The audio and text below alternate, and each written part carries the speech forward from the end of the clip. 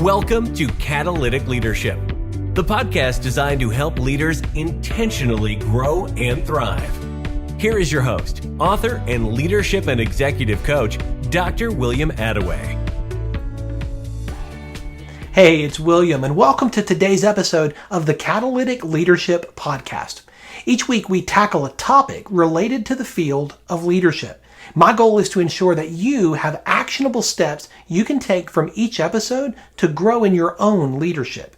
I believe, like Craig Rochelle has said many times, that when a leader gets better, everybody benefits. Your team, your department, your customers, your clients, your spouse, your kids, everybody.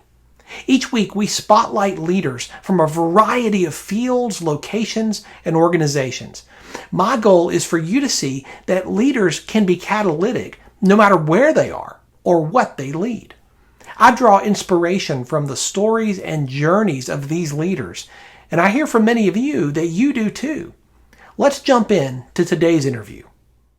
It is an honor and a joy today to have Tom Ruwitch on the podcast. Tom is a consultant, a content marketing expert, and the founder of Story Power Marketing.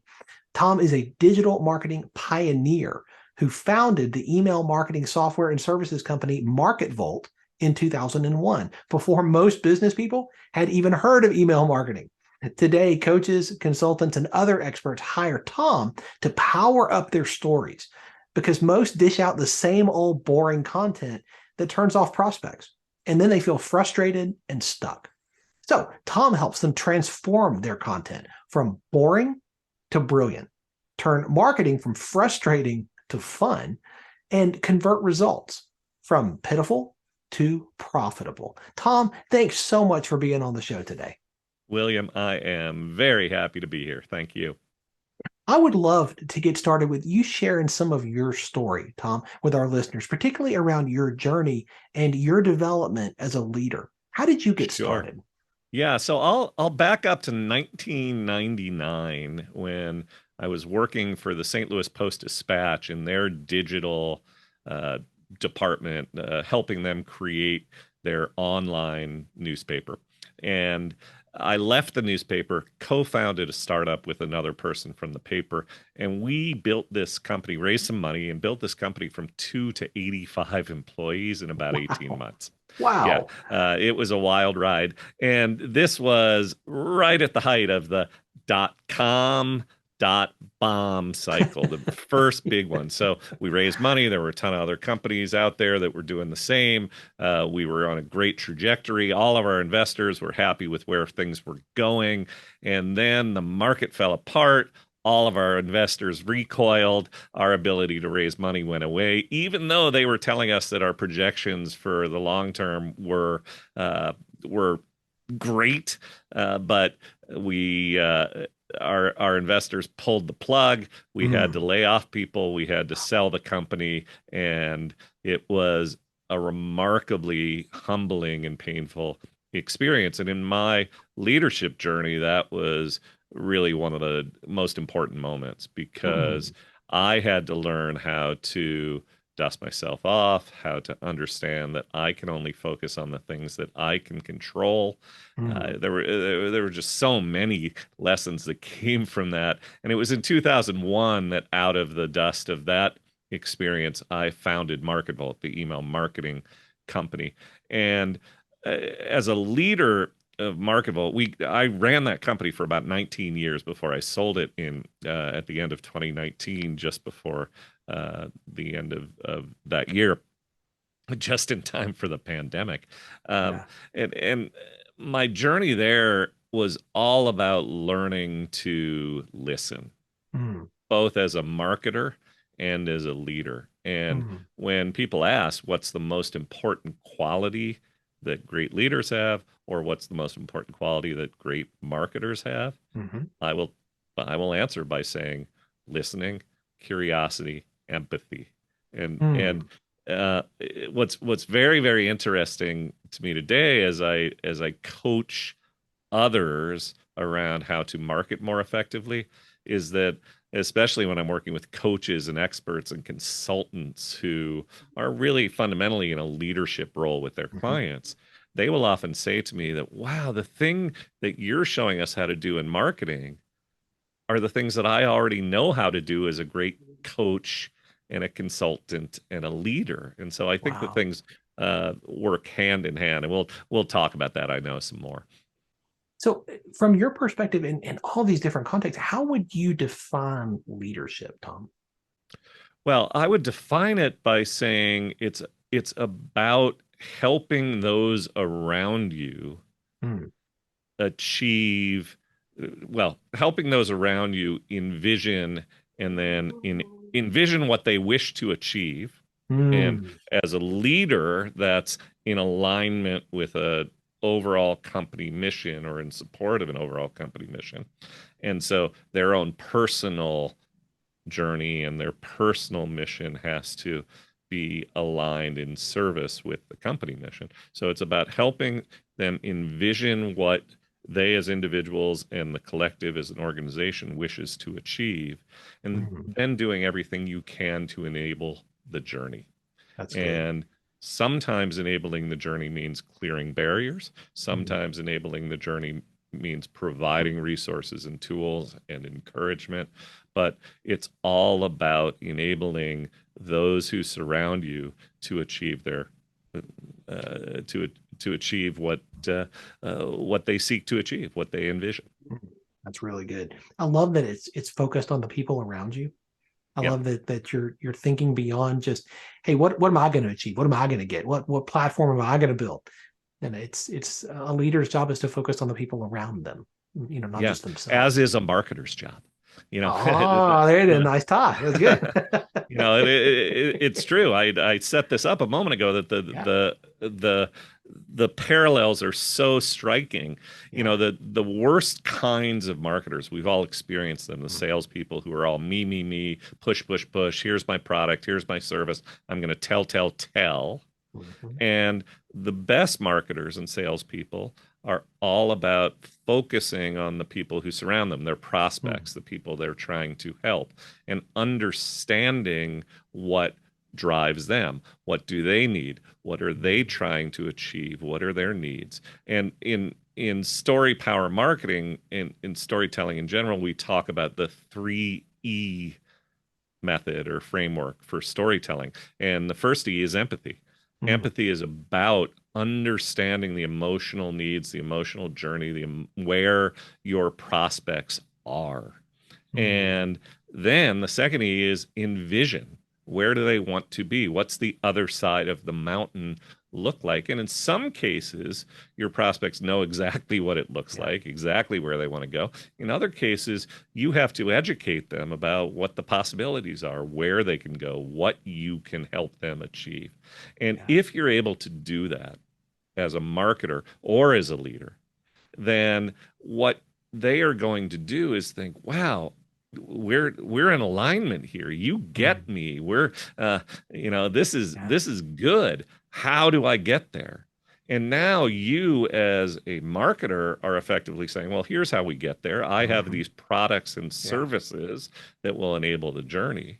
That's Or good. you as the leader are going to say, well, here's how we get there. This Mm-hmm. is the plan. Or let's make the plan to answer the question, how are we going to get there? But it begins with that buy-in, that Mm-hmm. connection. You get me, you understand where I am, you understand where I want to go. We're all in alignment on what the Mm-hmm. journey is going to be. And when you can achieve that as both a leader or as a marketer and salesperson, everybody is on your side, and you now are not the pushy, obnoxious leader who's Right. all top down, or in the case of the marketer or salespeople, the pushy pest, pitchy Yeah. pest. Yeah. You are the welcome guest. I want you to help me enable my journey, and that's where you want to be as a leader, and that's where you want to be as a marketer and salesperson.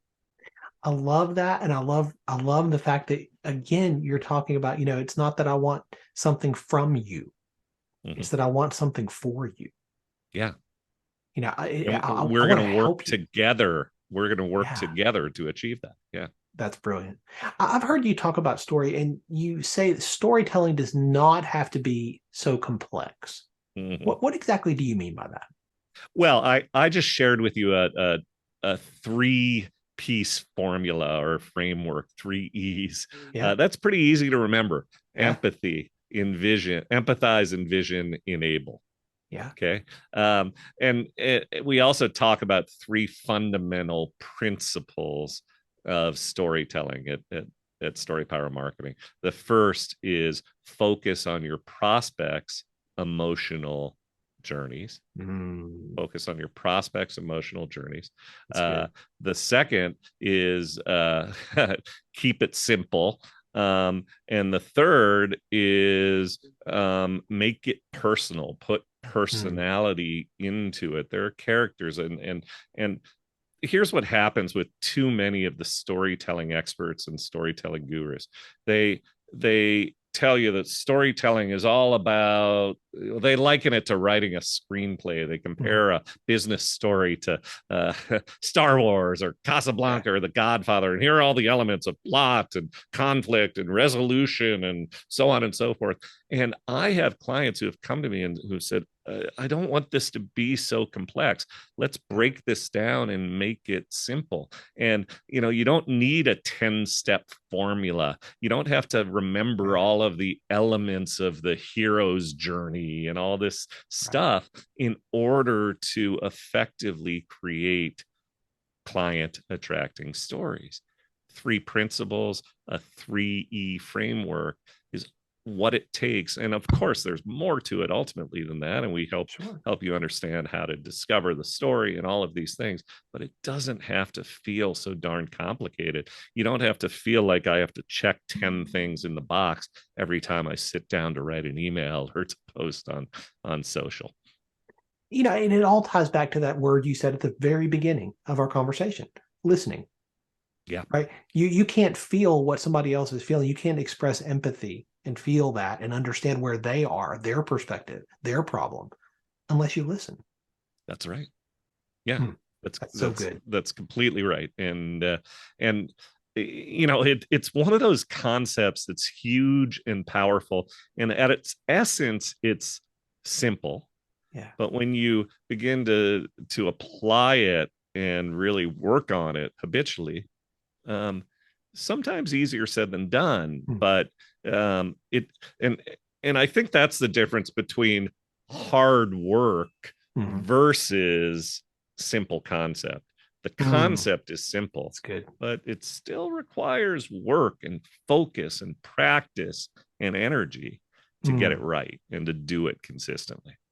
When I'm communicating from a stage, my goal is to boil things down to one takeaway that you can walk out with. One simple idea that is so portable, so achievable, you can grab it and take it and do something with it. But that doesn't just come the first 5 minutes I sit down to write that talk. Right. To get to a point of that kind of simplicity, it takes a lot of effort. You're exactly right. I'm completely resonating with where you're going here. Yeah. You probably heard what I'm thinking a lot of our listeners are thinking right now, which is, I'm a business leader. I don't have a very interesting story to tell. I mean, how do you respond when you hear somebody comment like that? I hear it all the time. And first I empathize. I get it. I've felt that way before. And here's the good news. It's not all about you. So if you're trying to figure out, what's the great story I can tell about myself? Pause.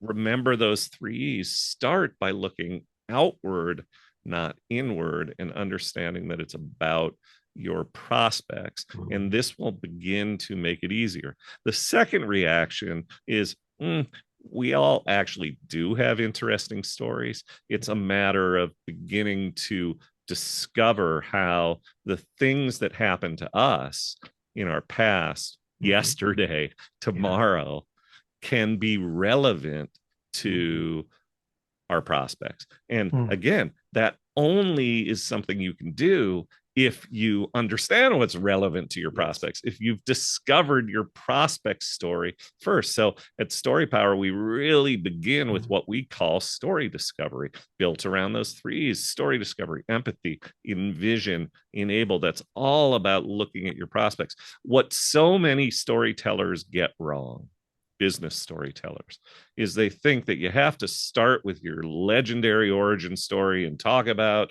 the garage where you invented the widget and the ditch that you crawled out of, and me, and here's how I did it, and blah blah blah, and they point to Steve Jobs and the story of his garage and so forth.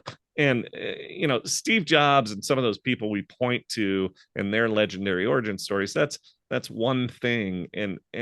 But for most of us, people don't care about our legendary origin stories, right, our stories in general, unless and until they can relate to them, and unless and until they see something about themselves in your story. So I do tell stories about myself, but I pulled those stories from my past only after I began to really think what's important to my prospects. So, for example, I tell a story of how I actually have a pair of old shoes that have holes in the soles. And literally, when I was early in my career, when I was all about hustle, and more hustle to sell, and thought selling was a numbers game, a quantity, not a quality game, I knocked on every door and every floor, cold called until my throat was raw, and literally burned holes in the soles of my shoes. And I almost threw those shoes out. But at one point I thought, well, this is like a trophy of how great I hustled. And I thought it was great. And now I kind of look back on it as a, kind of misguided boyhood adventure. I see sales and marketing in a completely different way. Why do I share that story? Because I think that a lot of the people that I talk to are confused and frustrated by marketing, and confused and frustrated by the idea that, okay, well, the more I send, or the more pitches I post and cold calls I make on LinkedIn, or literally on the telephone, or maybe knocking on doors, literally, numbers game. And the moral of the story is no, it doesn't have to be that way. What you can do is make real human connections with people. And the way that you can make real human connections with people that ultimately lead to more sales more quickly is by connecting through story, through empathizing, through envisioning, through delivering how you enable. So I pulled that story out because I know that the people who hear that story can relate to, I don't want to be that guy who hustles and grinds my knuckles to a pulp and burns holes in the soles of my shoes. So I tell that story. There are others that I tell. And in fact, when I send my emails, I am often the first person character in my emails, but everything I send is a parable to which my prospects and my clients can relate, because I've discovered their story, and I've discovered what's important to them and what will resonate with them. Speaking of your emails, I joined your email list when we first connected. And I have been incredibly pleased and surprised at the quality of the content that you put out. I'm on a lot of email lists. I mean, a lot. I get a lot of stuff coming in my inbox. Yours are ones that I want to open. Like, how do you do that? How do you come up with content ideas that are compelling, that are interesting, and that are applicable no matter what you do?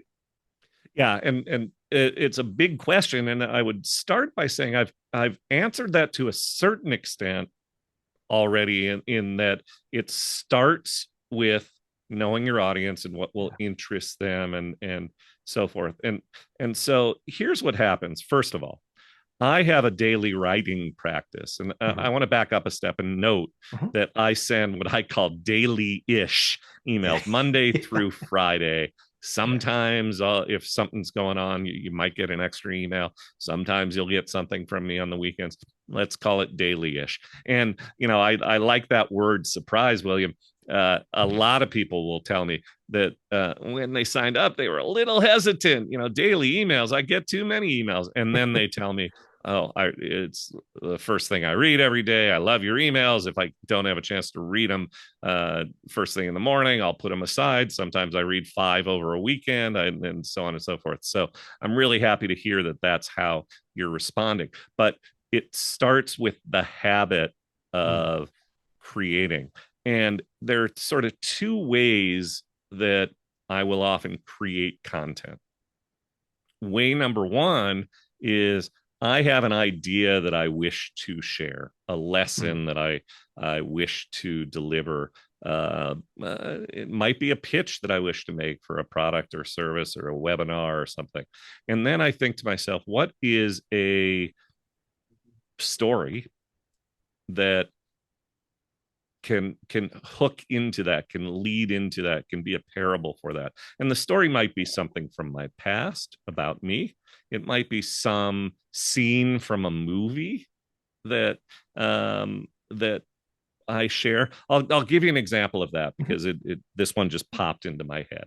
So one of the ideas that I share with my audience from time to time, and I share it over and over and over again over the lifetime of my relationship with them, is that testimonials and social proof are very important in selling. We know that concept, right? Well, the difference between blah, blah, blah content and story powered content is that the blah, blah, blah content is a blog post or an email that says, it's very important to provide proof that, blah, blah, blah, and testimonials are a very effective way to do this. And the problem with that is that there's no personality, there's no voice, there's no human connection, and you can find that blog post or that email 8,000 times over if you Google testimonials. I one day thought, I haven't written about this idea in a while. I was talking with my coaching group about the importance of testimonials, and I'm gonna write about this. And it wasn't so long before then that I had seen the movie When Harry Met Sally. I'd seen that a bunch. I'd seen it a bunch of times, but one of my favorite movies. And there's a scene in that movie, and I want to keep this a family friendly podcast episode, so I'll be careful how I describe this. But there's a scene in the movie where Meg Ryan and Billy Crystal are at a deli, and they're talking about their relationships, and somehow the subject comes up of whether men or women fake it. And Meg Ryan suggests that occasionally she fakes it, and Billy Crystal insists that none of his girlfriends had ever done this. She says, how do you know? He says, I would know. And she then proceeds to take a bite of her turkey sandwich and fake it right there in the middle of the deli, loudly and flamboyantly. And he gets this look on his face like, all right, point well taken. And the punchline of the gag at the end, I don't know if you remember this, William. Yeah. The punchline of the gag is that at the next table over, there were these 4 little old ladies, and the camera pans over to the waiter standing next to the 4 little old ladies. And one of the ladies, who, by the way, is Rob Reiner's mother in real life. Rob Reiner was the director of the movie. She says to the waiter, I'll have what she's having. And great, funny moment. And I share that story and then segue into this idea that what a great testimonial can do is encourage people to say, I'll have what they're having, which is your product and service. That's good. And so that was an example of, okay, I want to make a point. And again, this comes with some practice, but the more you do it, the better you'll be at it. Here's the thing. That's one way of doing it. You have an idea you want to make, and then you draw from your life, from movies, from something you read in a book, from something a mentor taught you, and you can turn it into a story. Second way, and the way I do it more frequently, is sometimes I'll just sit down and begin to write a story. Mm. I'll just talk about something that happened to me. I'll talk about, whatever. Yesterday I wrote about the fact that our house has been infested a little bit by mice, and a little embarrassed to say it, but it's happened. It happens to the best of Yes. people, right? And and you begin to just put down something that when it happens, when you see it, when you hear it, when you experience it, it's kind of interesting. Maybe it's funny. And then as you write, oftentimes you will discover as you go, oh, here's a tie-in to something I talk about with my clients, or a point that I wish to make. But again, to really emphasize this point, that doesn't happen magically. That happens because you put in the work to discover what's interesting and meaningful to your prospects and your customers. And as a result, those things begin to pop into your mind in a way that might seem like magic when I describe it, but it's anything but magic. It's systematic. It's about habit. It's about learning how to discover your prospect stories, and then how to systematically draw those into the things that you share. These begin as just anecdotes, and an anecdote without a connection to something meaningful is just that, a boring anecdote. And you'll turn your prospects away and your readers away if that's all you're putting out there. But if you can tie it to something that is then meaningful to them, and that's a great point, Tom, then they will continue to tune in and pay attention and value what you're doing. So long answer, but so good. So good though. You've inspired me to be more intentional in what you're describing, because I think that's something that we can begin over time to take our eye off that ball. And I love the word that you used, intentional, there, because I talk a lot about the power of habit, about developing habits of notice the things around you, pay attention, listen. Those being habitually attentive and curious feeds empathy. It helps you pay attention to what others are feeling and doing and needing, but it also allows you to see those gems of things around you. Everything that makes you laugh, or that makes you go aha, or that draws emotion out of you, has potential to be something you could share with your audience. But most of the time, stuff just washes over us, and we're not paying attention because, back to your word, we're not being intentional about looking for it. Being intentional about looking for it is part of the system, is part of the habit that I teach. That's brilliant. There may be listeners who are listening to this and they're thinking, stories, that's good. I get that, for marketing, but my audience is serious business people. They don't want to hear stories. Yeah. How do you respond to that?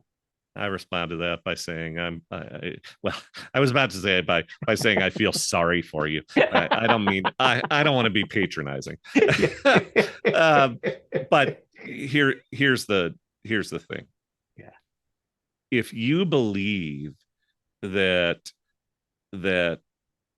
having fun and instilling personality into copy and telling stories is synonymous with unprofessional, you're just flat out wrong. And it's a great mistake that people make. People believe that, I have to write and to communicate and to put myself out there in a very serious and professional way, and if I don't write the way my 8th grade middle school English teacher taught me to write, and put the Oxford comma in the right place, and there's no room for humor in my serious business, then nobody will take me seriously. Well, what people will do is they'll just think you're another one of those boring blah blah blah serious business people. And especially for coaches and consultants and other experts who really are about building one-to-one relationships with their clients. Yeah. It's when they are prospects before they hire you that they ought to know you, that they ought to understand you, that you ought to put yourself out there and have a little bit of personality and have a little bit of fun. And so it really is one of the great hurdles that I run into and see is people who say, well, that's not for me, that's for the frivolous crowd. Right. Wrong. You have to embrace it. You have to put personality in what you're doing, and you, in the end, the reason that we're talking about this is when you are building a relationship with a prospect, you want them to know, like, and trust you. Yes. And if you're putting on a mask, they don't know you. Do they like you? I don't know. They might respect you. They might like the but mask. right. It depends on the mask, right? Depends on the mask, right? But it's really about knowing and liking and trusting you. And if you put personality into your content, don't worry. No one's going to think, oh, you're some kind of unserious, unprofessional person. They'll know, like, and trust you more. I love that, Tom, because I think too many people in all manner of contexts of leadership are posturing, right? They're putting out their highlight reel, and there's just this facade that people see. Right. How can you know, like, and trust a facade? That's right. That's right. And William, you talked about being on my email list. We've not talked in person that much. We've spent a little bit of time together, but not a ton of time together. And I would venture to say that you have a sense of knowing me, much more than just about anybody whose email you read. No doubt. Yeah. And it's not an accident that I talk about Melissa, my wife, by name. In my email, I refer to Melissa. Those who don't know who Melissa is quickly figure out, that must be his wife. But after the first time, they know. So Melissa is a character in my emails. Moose, my dog, is a character in my emails. My children, Jacob and Madeline, twins, are characters in my emails. And of course, I draw lines. There are things I'm not sharing with the world, but I give people a glimpse into my world. And again, not because it's about me, tell. It's about building human connections, and because I drop the veil, I'm more believable and it's more connectable when I begin to talk about, hey, I understand where you are. I understand what you're feeling. I understand where you want to go. It's so much more believable because I'm a human being, not a posturing business person in my emails. I think that transparency is how people immediately begin to build an empathetic relationship. Right. That's right. You have that. And it feels like, oh, you're a real live human being. You're not a bot.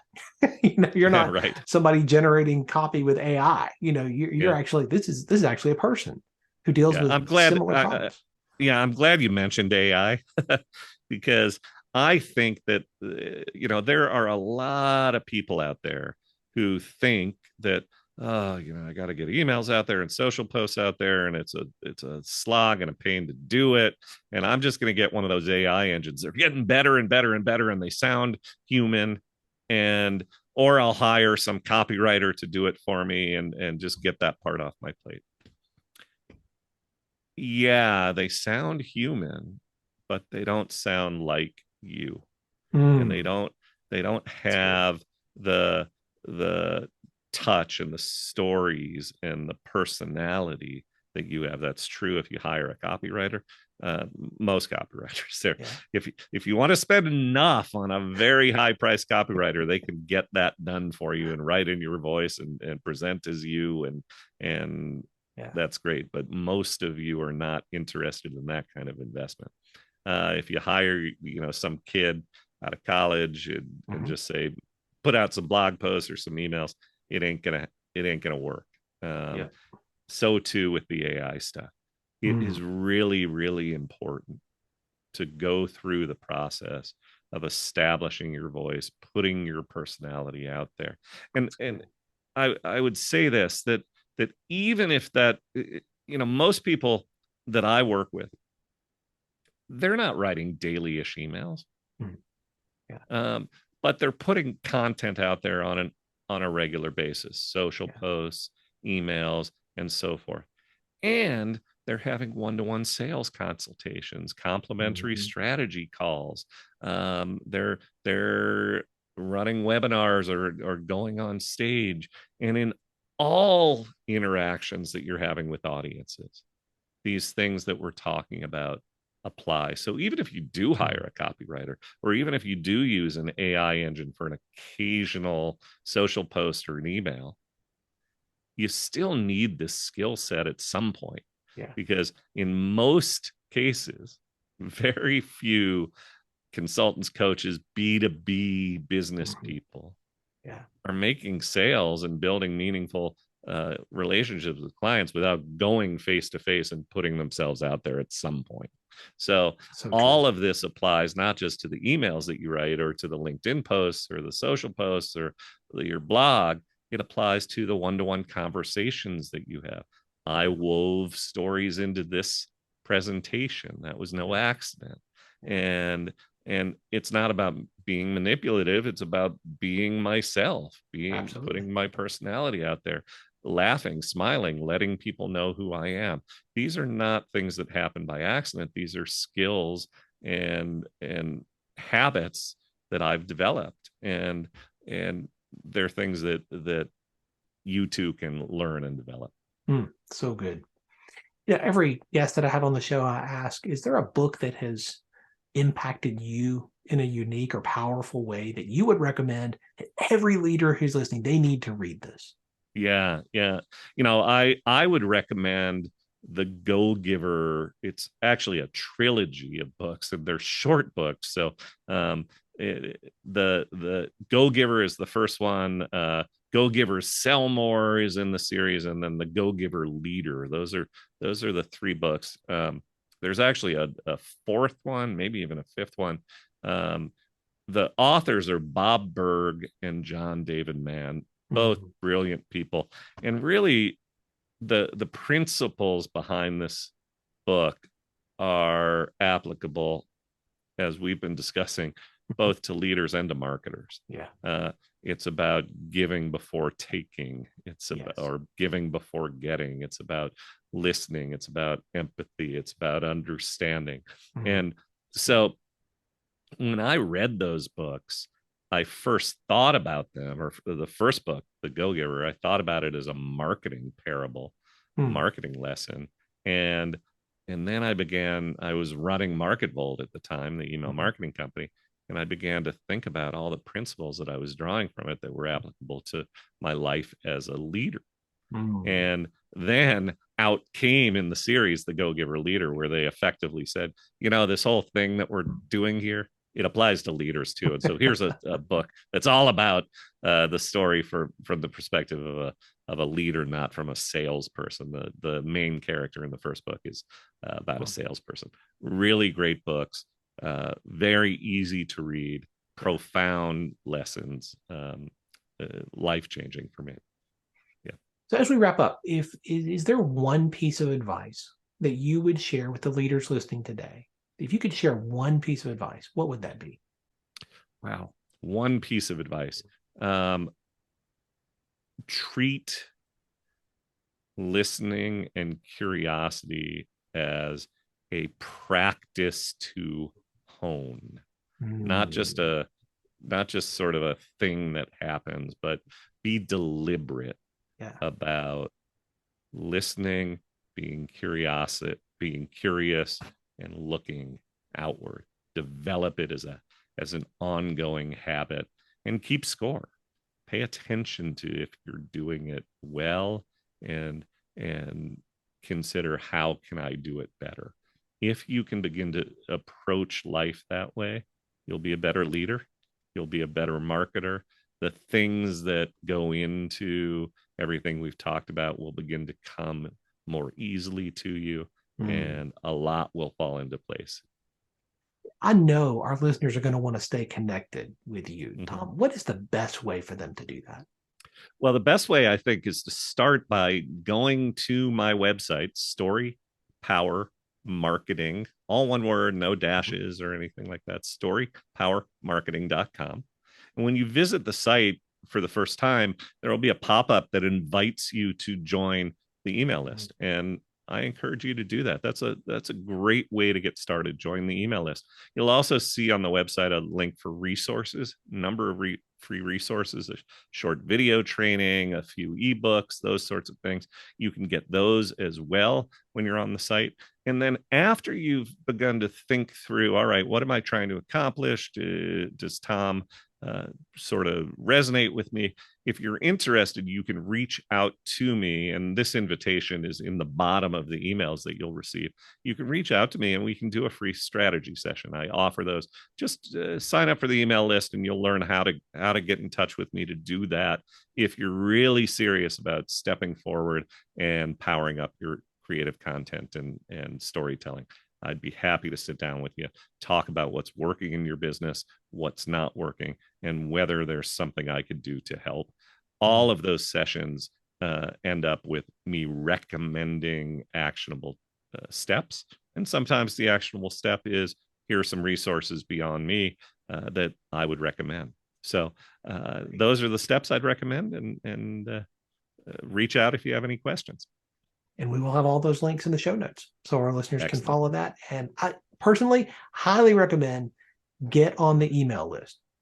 I love seeing those. I love reading them, and I'm benefiting from them. So thank you for doing those. And truly, Tom, thank you for being so generous today with your time, with your insights, and the wisdom that you have shared. The value is significant here. William, thank you. I greatly appreciate what you do with the podcast. I'm honored to have been a guest here, and I really do appreciate it. Thanks for joining me for this episode today. As we wrap up, I have a couple of requests for you. I'd love for you to do two things. First, subscribe to this podcast so you don't miss an episode. And if you find value here, I'd love it if you would rate it and review it. That really does make a difference in helping other people to find this podcast. Second, if you don't have a copy of my newest book, Catalytic Leadership, I'd love to put a copy in your hands. If you go to catalyticleadershipbook.com, you can get a copy for free. Just pay the shipping so I can get it to you, and we'll get one right out. My goal is to put this into the hands of as many leaders as possible. This book captures principles that I've learned in 20 plus years of coaching leaders in the entrepreneurial space, in business, government, nonprofits, education, and the local church. You can always connect with me on LinkedIn to keep up with what I'm learning and thinking about. And if you're ready to take a next step with a coach who can help you to intentionally grow and thrive as a leader, I'd be honored to help you. Just go to catalyticleadership.net to book a call with me. And stay tuned for our next episode next week. Until then, as always, leaders, choose to be catalytic. Thanks for listening to Catalytic Leadership with Dr. William Attaway. Be sure to subscribe wherever you listen to podcasts so you don't miss the next episode. Want more? Go to catalyticleadership.net.